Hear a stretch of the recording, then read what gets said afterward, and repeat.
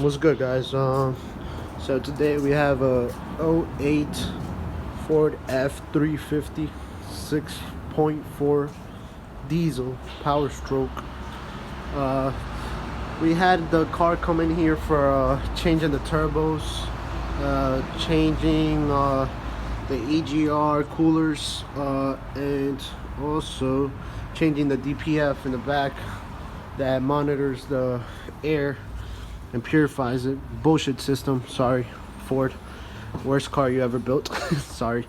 Well, we had changed the fuel filters, and this is a common problem in the 6.4Ls. After you change the fuel filter, you get the no start condition. So basically, I hadn't seen a video uploaded for this, so I just wanted to help some guys out there that are stuck, probably wishing they had never bought a Ford, or wishing they never changed the fuel filter themselves, because many people get stuck in this when they're doing it by themselves. So basically what happens is that you get air in the diesel system and the car would just not start and would not run, and techs have had the car in the shop for 2-3 days without knowing what to do when this occurs. So alright, enough talking, let's get to work. Basically, the fuel filter, the top one is located right here, under this 36 millimeter cover. If you want to change it, go ahead. What you need to do after you replace the filter, many tell you go to the passenger side door, and basically you see this is the fuel cutoff switch, which is right there, and try to crank it like that by pressing on this and trying to crank it. Let me tell you guys, that does not work. What you need to do is drain the air out of the system. To do this, what you have to do is come over here to this little valve that has a cover here by the cooler. There's a tool for this, which I don't have, which you adapt here, a hose, and you would obviously crank the switch, open it, and let it breathe, and that's it. You'll take out all the air. What you can do is grab a dirty rag or a clean one, put it here, get a Phillips screw. You see the valve, it's like a tire valve.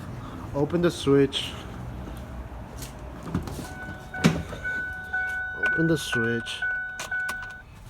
the pump is gonna engage. Grab a freaking screwdriver, or you could grab a flat screwdriver, and you would go over here, which is a little bit difficult with my phone, but I'm gonna try it anyways.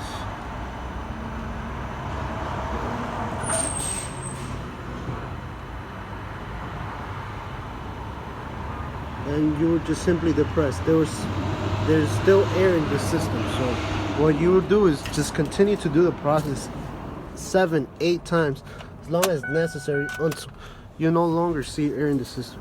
So you keep cranking it, and you keep letting. You heard that? Well, you see those air bubbles? So you just simply, it's like taking air out of a tire, but now you're doing it with diesel. Great. Feels like a kid again. Okay, so you would repeat the process, and hopefully this will get your car started. But in first place, this usually happens after you change the fuel filter. So you repeat the process. What I'd recommend is to put something to pick up the fuel. I already had something there where it's gonna drop, because it's gonna drop a lot, and just get, like I told you, get a dirty rag, put it there, forget about it.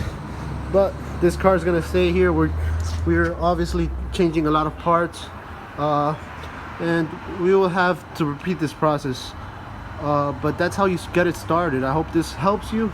If you like the video, give it a like. If you find my channel helpful to you, please subscribe. Thank you very much, man.